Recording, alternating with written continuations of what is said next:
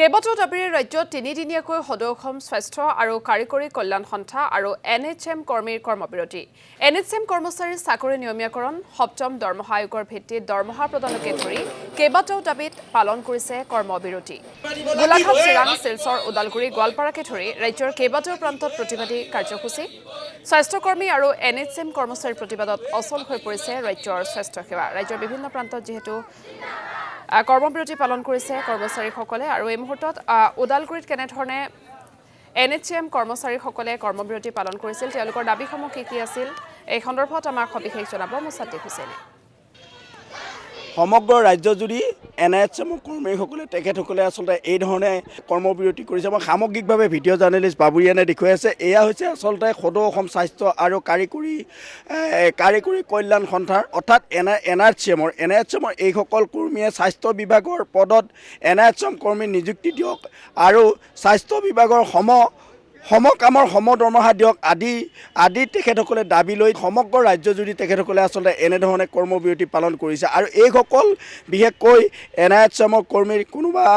GNM আছে ANM আছে কোনোবা লেবৰেটৰী টেকনিচিয়ান আছে ডক্টৰ আছে এখেতসকলৰ কাম একেই এজন ৰেগুলাৰ কৰ্মচাৰীয়ে যি ধৰণে দৰমহা পায় সেই ধৰণে দৰমহা কিন্তু এখেতসকলে নাপায় যাৰ কাৰণে এখেতসকলে এই ধৰণে প্ৰতিবাদ সাব্যস্ত কৰিবলগীয়া হৈছে এখেতসকলে এনেধৰণে ৰাজপথত তেখেতসকলৰ যি কৰ্মবিৰতি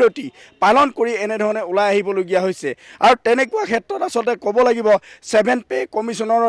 অধীনত তেখেতসকলে দৰমহাৰ দাবী উত্থাপন কৰিছে আৰু সমান্তৰালভাৱে তেখেতসকলৰ যি বেনিফিট এজন এক্সিডেণ্ট বেনিফিট হওক বা যেনেধৰণৰ তেখেতসকলৰ বেনিফিট সেই কোনো বেনিফিট আচলতে নাই আৰু এইসকল কৰ্মী যিহেতুকে এতিয়া কোনো এখন হস্পিটেলত নোহোৱাৰ কাৰণে হাহাকাৰৰ সৃষ্টি হৈ পৰিছে মোৰ লগত আছে ইয়াৰ কৰ্মীসকল মই পোনে পোনে তেখেতসকলৰ ওচৰলৈ যাম আৰু জানিম আপোনালোকৰ যি তিনিদিনীয়া এই কৰ্মবিৰতি যদি 3 দিন পিছত চৰকাৰে মানি নলয় কি কেনেধৰণে আপোনালোকে আগুৱাই লৈ যাব যদি তেনেকুৱা তেওঁলোকে কোনো ষ্টেপ নলয় তেতিয়াহ'লে আমি বেলেগ পন্থাৰে আকৌ আগবাঢ়িব লাগিব এই কামটোৰ কাৰণে আমি যাতে তেওঁলোকে আমাৰ যাতে ন্যায্য দাবীখিনি পূৰণ কৰি দিয়ে সেইটো আমাৰ প্ৰধান মানে আমাৰ দাবী এইটো আমাৰ হেৰিটো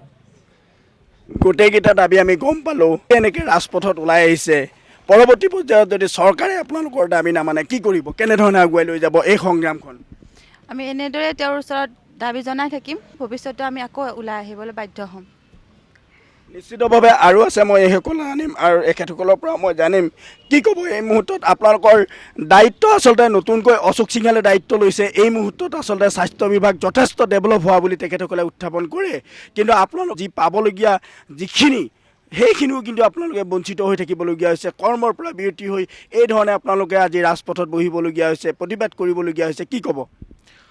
প্ৰথমতে ক'ম যে আমাৰ যিজন এতিয়া CM ছাৰ তেওঁ হেল্থ মিনিষ্টাৰ আছিল কংগ্ৰেছৰ চৰকাৰতে তেওঁ যেতিয়া মিটিংবিলাক কৰে আমাৰ ডিপাৰ্টমেণ্টৰ তেতিয়া আমি জানো যে তেওঁ বিৰাট আমাৰ বিশ্বাস মানে অগাৰ বিশ্বাস তেওঁৰ ওপৰত আমাৰ আছে